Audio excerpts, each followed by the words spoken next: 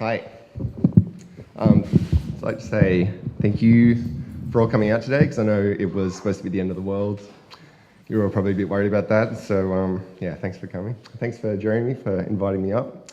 Jeremy gave me a text message. I was actually in New York last week, and I got a text message asking if I would talk today. And I was actually at the Christmas party and was sort of well lubricated and was, yeah, fine, I'll sort this out in a week. So anyway, here we are. So today I was going to talk about, I guess, the last sort of 12 to 18 months of sort of what's happened with me, and I guess the running theme throughout that is sort of looking at tool sets, the online tool sets that have gotten me to where initially got me into a position to start at Etsy and have helped me work remotely while I've been at Etsy.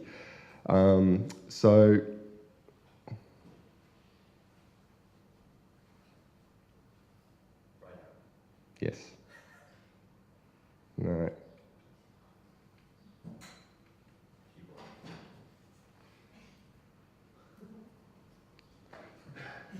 Utilizing the Swiss Army knife of awesomeness that is the internet, or making online tools work for you. So I'll take you back about sort of mid last year. I went for a holiday went to stay at a friend's place up at Hotham.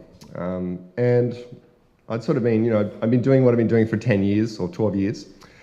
And I sort of had made a decision in my life that I really wanted to get involved with making software. I'd sort of been doing a lot of things, like I'd been doing graphic design, I'd been doing web design, and I'd sort of been getting into programming a bit. And I really wanted to focus that down and really be involved with what was happening online and making software that everyone can use. And so from there, it was I went and reassessed where I was at and where I was online, and went about consolidating a lot of things, and looking at what I was using to put myself out there. So I don't know if you guys have heard of Dribble. It's like it's a little tool for designers. It's I guess, in a way like Twitter, but for designers. And instead of a character count, you get a pixel count limit. So you can only put out little small images at a time.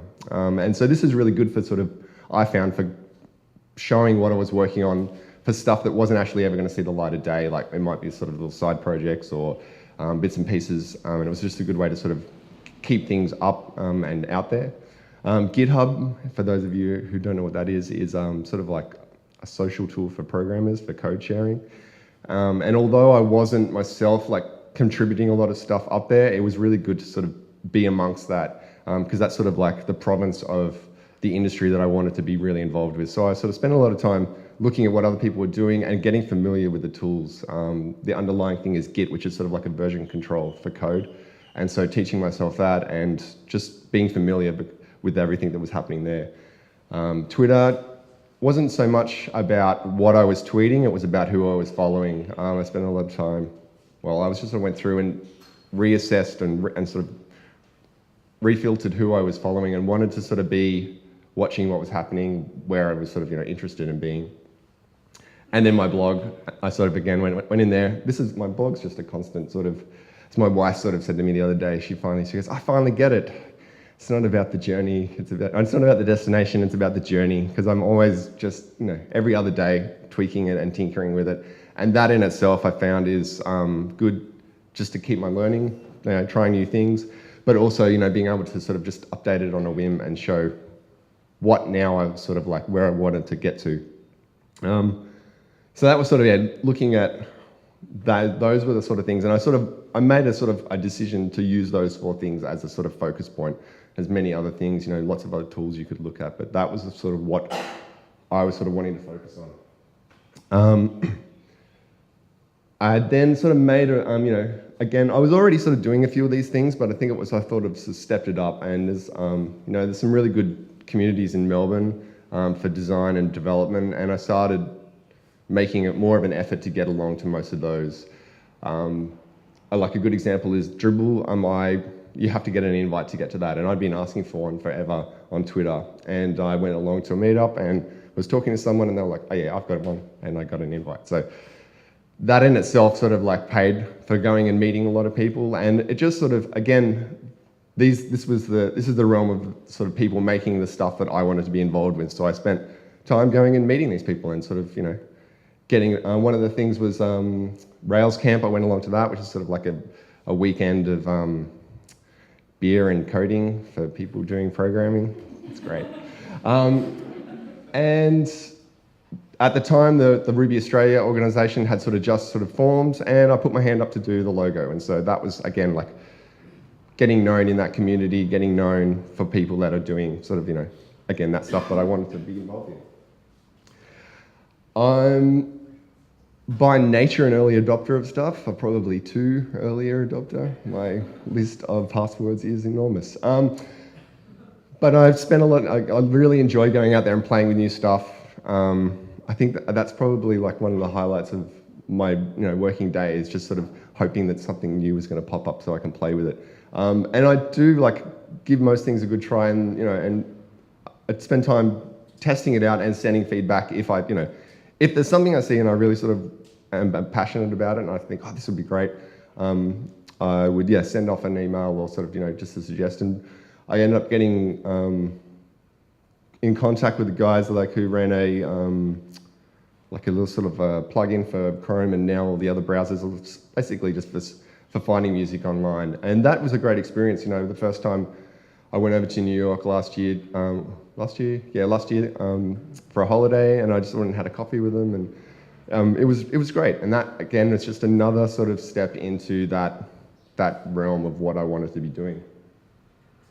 And then the whole time, just as I said, even with my blog and just generally keeping on top of what was happening in the industry and dabbling where I could, even if it wasn't going to be out there, I wanted to be able to talk to the people that developers and stuff that I wanted to be working with. So that just helped me sort of know what I was talking about instead of just rattling off a whole lot of acronyms that confuse me.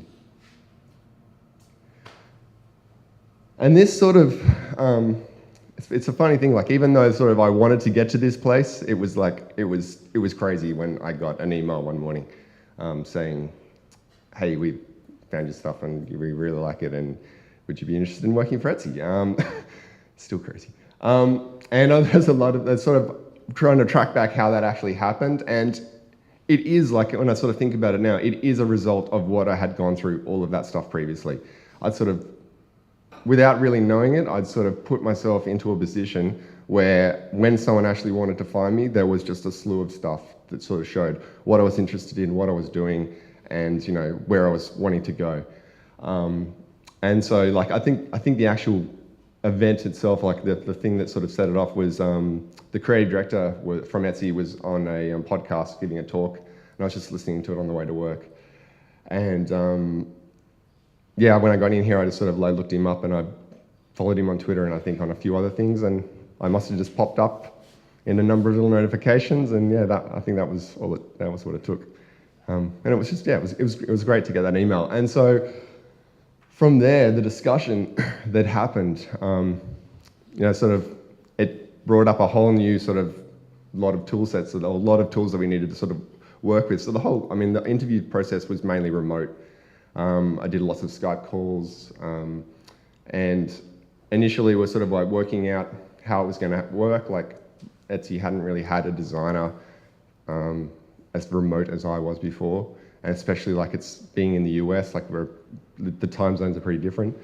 But we both wanted to make it happen, and so the next lot of stuff is sort of looking at how that happened. So Etsy themselves have sort of like a good sort of like tools that we use in terms of internal communication. And this ended up sort of being quite serendipitous in the fact that the tools that are used in the office are great for being remote. So not normal, like email, as I'm sure everyone uses. IRC, if you don't know what that is, it's like stands for Internet Chat Relay. Internet Relay Chat. That should be I. Yeah. Anyway, it's basically a chat system. It's from the 80s. It's still going, and it's the core of all the communication at Etsy. Everybody's on IRC all the time. We have a wiki, and then Basecamp is sort of like a project management software. That's sort of keeping track of all the different projects and all the different facets of the site that are getting worked on. And Campfire is just another chat program that we all use. Mainly the design team use it, just because it's sort of got a few other features that IRC doesn't. So I went over there initially and I got set up with all this stuff, and then I came back, and then it ended up being that the team I was working with were themselves all remote. Everyone being remote meant that we were sort of all on equal footing. So for team meetings, because this was sort of a little bit new, there hadn't really been a remote team before, we spent a lot of time just sort of working out what worked best. We tried Skype. Skype didn't really work for that many people. We used the Google Hangouts. That ended up being quite handy and worked pretty well. Then there was instances where I needed to be able to share my screen with someone in America, and so we used iChat for that. And then video is like a newer one that we've sort of ended up adopting company-wide as sort of like the main thing. So this is a video this is a shot of all of us talking. So I got everyone to smile for you yesterday when I was on chat.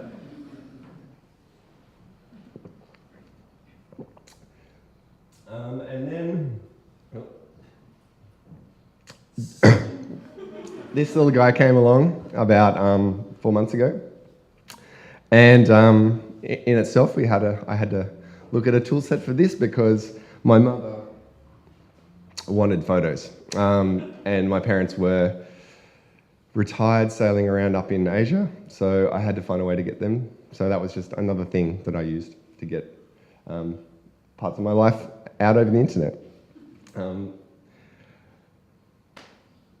The other situation with the working remote was that not only was I part of a team of developers, working with a team of developers, I was also part of the design team, or am part of the design team.